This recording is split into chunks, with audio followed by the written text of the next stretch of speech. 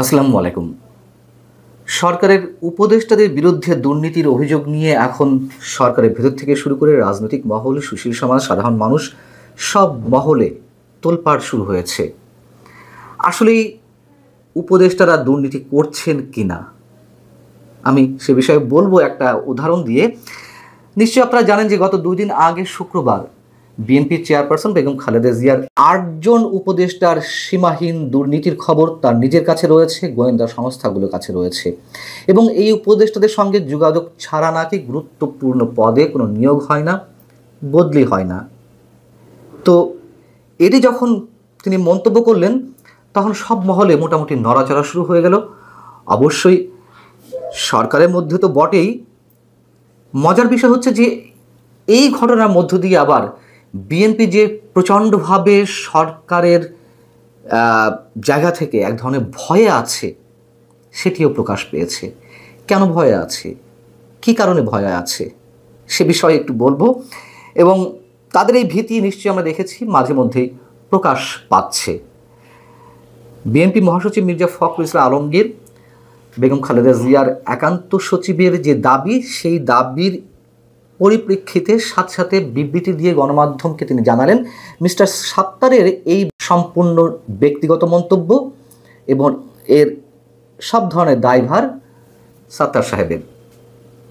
সরকারের মন্ত্রী পরিষদ সচিব তিনি বিজ্ঞপ্তি দিয়ে জানালেন, বিবৃতি দিয়ে জানালেন যে অভিযোগকারীর কাছে যদি কোনো ধরনের অভিযোগ থেকে থাকে, প্রমাণ থেকে থাকে, তা যেন যথাযথ কর্তৃপক্ষের কাছে জমা দেওয়া হয়, এবং যথারীতি সরকারি উপদেষ্টাদের দুর্নীতির বিষয়টি অস্বীকার করা হলো। বাংলাদেশ অ্যাডমিনিস্ট্রেটিভ সার্ভিস অ্যাসোসিয়েশন তারাও সাথে সাথে বিবৃতি দিয়ে জানালো যে এ কথা কিন্তু আমরা বলিনি, তাদের অনুষ্ঠান ছিল এটি, এ কথা কিন্তু আমরা বলিনি, এটি মিস্টার সাত্তার সাহেবের নিজের দায়িত্ব। বিবিসিকে টিআইবির নির্বাহী পরিচালক ডক্টর ইফতেখারুজ্জামান বলছেন যে সাবেক সরকারি কর্মকর্তা মিস্টার সাত্তার দুর্নীতির বিষয়ে সুনির্দিষ্ট অভিযোগ করে বক্তব্য দিয়েছেন, সে কারণে উচিত তার দালিলিক প্রমাণসহ সব কিছু যথাযথ কর্তৃপক্ষের কাছে জমা দেওয়া। এখন বিষয় হচ্ছে যে এবিএম সাত্তার এখনও পর্যন্ত কিন্তু তার এই বক্তব্য প্রত্যাহার করেননি। যারা সাবেক সরকারি আমলা বা বর্তমান পর্যায়েও যারা কাজ করছেন তাদের কারোর মন্তব্য হচ্ছে যে তিনি এমন কাঁচা লোক নন, সাত্তার সাহেবের কথা বলছেন, যে হুট করে মন্তব্য করে বসবেন, নিশ্চয়ই তার কাছে কোনো তথ্য প্রমাণাদি আছে। যে কথাটি বলছিলাম যে উপদেষ্টারা আসলে দুর্নীতি করছেন কিনা এটি ডেফিনেট করে বলা যাবে না, তবে নানান ধরনের পুরো খবর তো আসে আমাদের কানে। সেটা যদি আমরা একটু মেলানোর চেষ্টা করি,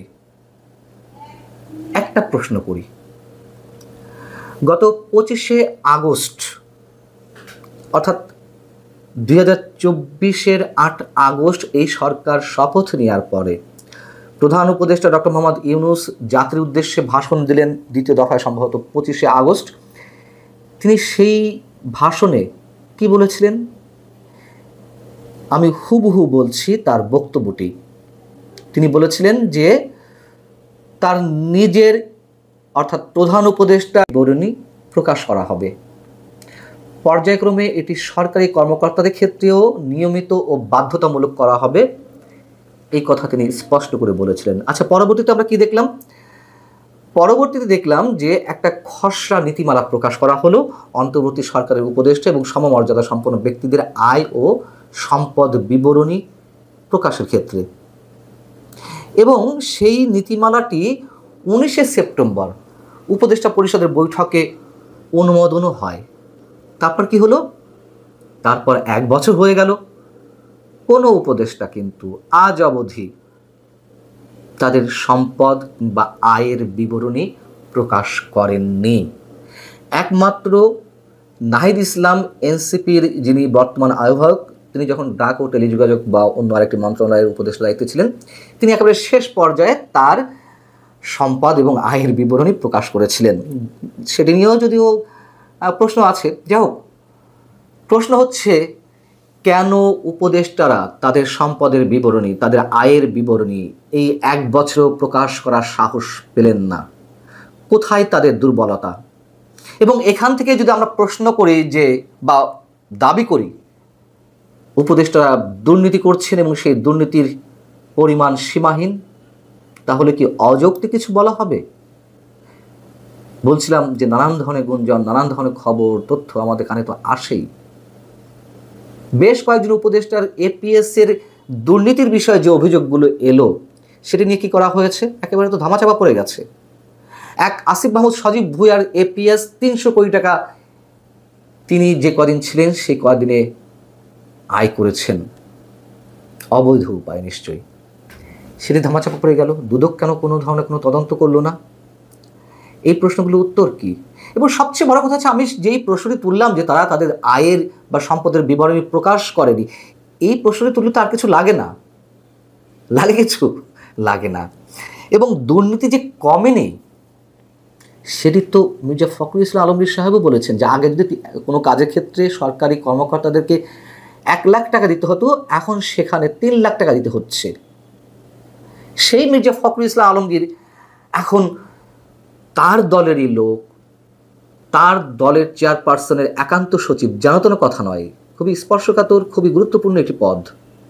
সেই পদে থাকা কোনো ব্যক্তি যখন এমন দাবি করছেন, তখন তারা সবাই মুখে কুলুপ পেটে বসে থাকেননি, বরং বিরোধিতা করেছেন যে এর দায়িত্ব আমাদের না, দলের না।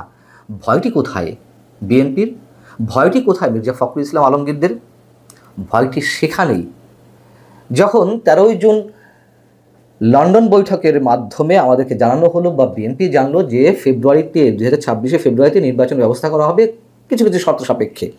কেন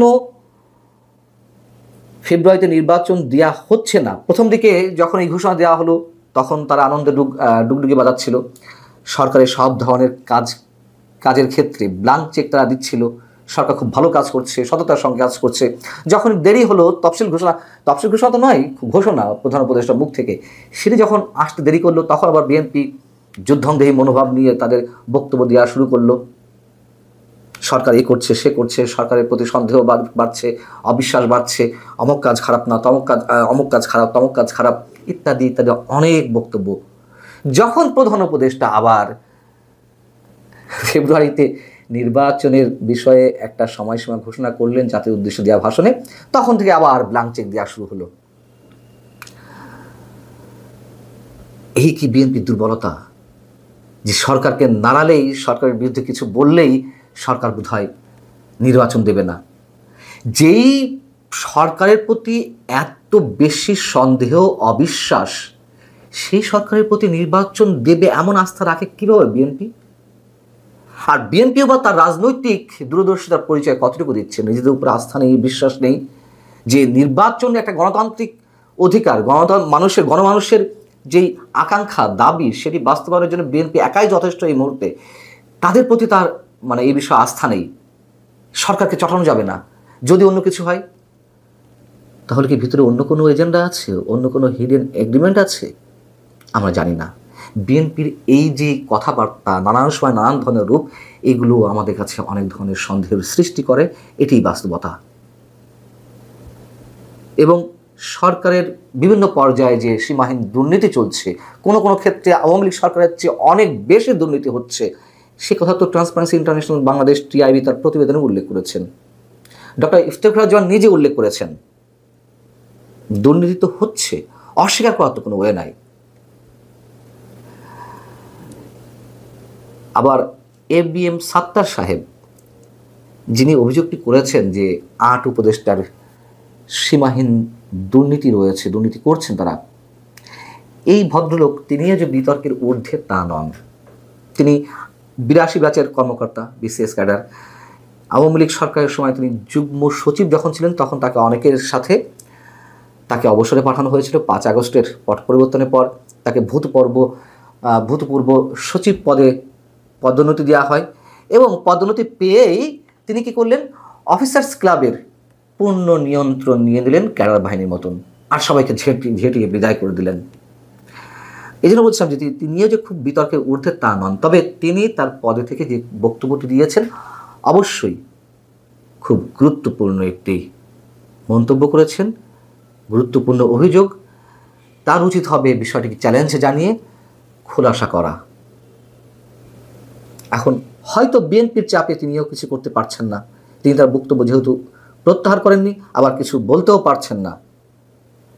খেলা চলছে, খেলা আমাদের সামনে। লীগকে নিয়ে কথা বলার কিংবা বাংলাদেশে বসে আওয়ামী লীগের নাম ইতিবাচকভাবে উচ্চারণ করার এই যে একটা বন্ধ্যাত্ব দেখা দিয়েছে, সেখানে আমি সামান্য আমার মতে করে হয়তো আমি কিছু বলার চেষ্টা করছি, যেটা অনেকে মনে করছেন যে হয়তো মিস্টার রনি এই সময়টাতে আওয়ামী লীগের পক্ষে কোনো কথাবার্তা বলছে। আমি আসলে আওয়ামী লীগের পক্ষে কোনো কথা বলছি না, বিএনপির বিপক্ষেও বলছি না, ডক্টর মোহাম্মদ ইউনূসের বিপক্ষেও বলছি না। আমার কাছে যেটা মনে হচ্ছে যে আমি একটা হক আদায় করছি আমার কণ্ঠের, জবানের, চিন্তা এবং চেতনার। আমার কাছে মনে হয়েছে যে কথাগুলো বলা উচিত, সে কথাগুলো আমি এখন বলছি। আবার আওয়ামী লীগের জমানাতে যে কথাগুলো বলা উচিত ছিল সেই কথাগুলো তখন আমি বলেছি, যেটা আওয়ামী লীগের অনেকের নিকট সেটা খুবই বিরক্তিকর ছিল। তো এখন এই যে বাংলাদেশে আওয়ামী লীগের যে দুরবস্থা, এই দুরবস্থার মধ্যে যখন কেউ কথা বলছে না, তখন দেখা গেল যে সকল মানুষ, আমি তো একসময় আওয়ামী লীগ করেছি, আওয়ামী লীগের সংসদ সদস্য ছিলাম, কাজেই আমার মুখ থেকে আওয়ামী লীগের কথা বের হওয়া অস্বাভাবিক নয়। কিন্তু এরকম অনেক লোক আছেন যাদের সঙ্গে আসলে আওয়ামী লীগের কোনো কালিক কোনো সম্পর্ক ছিল না, কিন্তু তারা অনেকেই কিন্তু এখন আওয়ামী লীগের পক্ষে কথাবার্তা বলছেন। তো এই যে কথাবার্তা বলা হচ্ছে, এটার পরিণতি কী, এটার ফলাফল কী? আওয়ামী লীগ কি রাজনীতির ময়দানে পুনরায় আসবে? তাদের মধ্যে কি পরিবর্তন আছে? বা বাংলাদেশের রাজনীতির যে পরিবারতন্ত্র, সেই পরিবারতন্ত্রের কি অবসান হবে? আওয়ামী লীগ এই মুহূর্তে যে কর্মকাণ্ডগুলো করছে দলীয়ভাবে, দেশের ভেতরে এবং দেশের বাইরে, এটি দেশের যারা জনগণ রয়েছেন তারা আসলে এটা কিভাবে নিচ্ছেন? তারা যখন একান্তে কথা বলেন আওয়ামী লীগ সম্পর্কে, আওয়ামী লীগ সভানেত্রী সম্পর্কে, শেখ হাসিনা, শেখ রেহানা, জয়, পুতুল, তাদের সম্পর্কে, তখন সাধারণ মানুষ যে কথাগুলো বলে এটা আমি শুনতে পাই। শুনতে পাওয়ার পরে আমার মধ্যে যে প্রতিক্রিয়া হয়, সেই কথাগুলি আমি আজকে এখানে বলার চেষ্টা করব। আওয়ামী লীগ যারা নেতৃবৃন্দ রয়েছেন, আশা করি তারা ধৈর্য সহকারে শুনবেন এবং আপনাদের সাধ্যমতো কমেন্টস করে আমাকে উৎসাহিত করবেন অথবা নিরুৎসাহিত করবেন, সমালোচনা করবেন। সবাইকে, যাকে বলা হয় আমি নেতিবাচক এবং ইতিবাচক যে কথাগুলি আপনারা বলেন না কেন, আমি ধৈর্য সহকারে এটার টোটাল কমেন্টসগুলো আমি দেখব। আওয়ামী লীগের সঙ্গে আমার কখনই কোনো দূরত্ব তৈরি হয়নি, এটা হবেও না। বিএনপিতে আমি এসেছি, নির্বাচন করেছি, এটা একটা ভিন্ন প্রসঙ্গ, এটা ভিন্ন প্রসঙ্গ। বিএনপির সঙ্গে আমার সম্পৃক্ততা এখনও আছে। আবার আওয়ামী লীগের সঙ্গে আমার যে আত্মীয়তা, হৃদয়তা, বা আওয়ামী লীগের নাম শুনলে আমার মধ্যে যে একটা নস্টালজিয়া চলে আসে, এটা থেকে যাবে।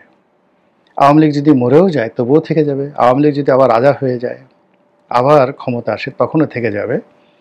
আর এই যে আমার এই ফিলিংসের জন্য অতীতে যেভাবে কোনো দিন আওয়ামী লীগের কোনো দপ্তরে, মানে 2014 থেকে 2025 পর্যন্ত আওয়ামী লীগের কেউ বলতে পারবেন না, আমার বন্ধুরা, আমার বান্ধবীরা, তারা মন্ত্রী হয়েছেন, এমপি হয়েছেন, বড় বড় পদ পদবিতে থেকেছেন, কেউ বলতে পারবেন না যে আমি জীবনে কখনোই তাদেরকে টেলিফোন করেছি, একটা কাজ চেয়েছি, সাহায্য চেয়েছি, সহযোগিতা চেয়েছি, অথচ আমার সুযোগ ছিল। আমি বিএনপিতে যোগদান করার পরেও সুযোগ ছিল।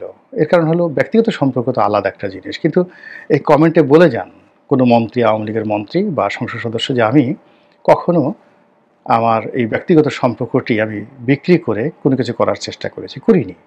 ফলে আগামী তো এটা হবে না। মানে আমি কখনোই আওয়ামী লীগের সুসময়ের কোকিল হব না, এটি হলো বাস্তবতা।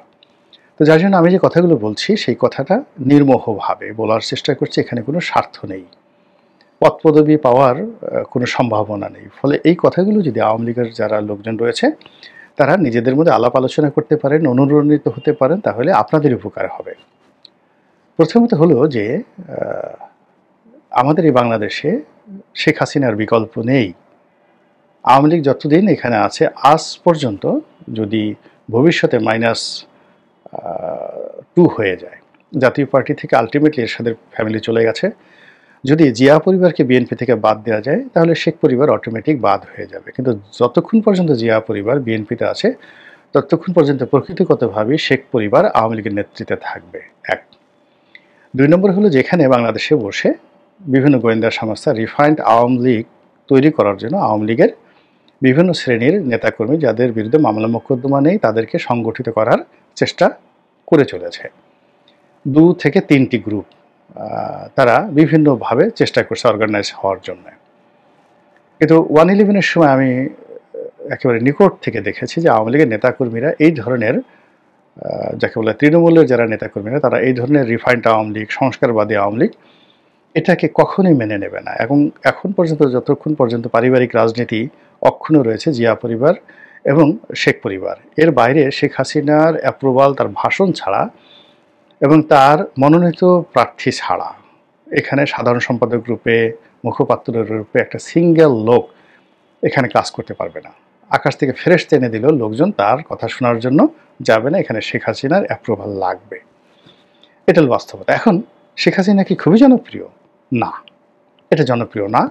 বা তিনি কি খুবই রেসপেক্টেড? তাও না। মানুষ সম্মান এবং মর্যাদার যে জায়গাগুলোতে শেখ হাসিনার কাছে যেভাবে আশা করে উনি সেই জায়গা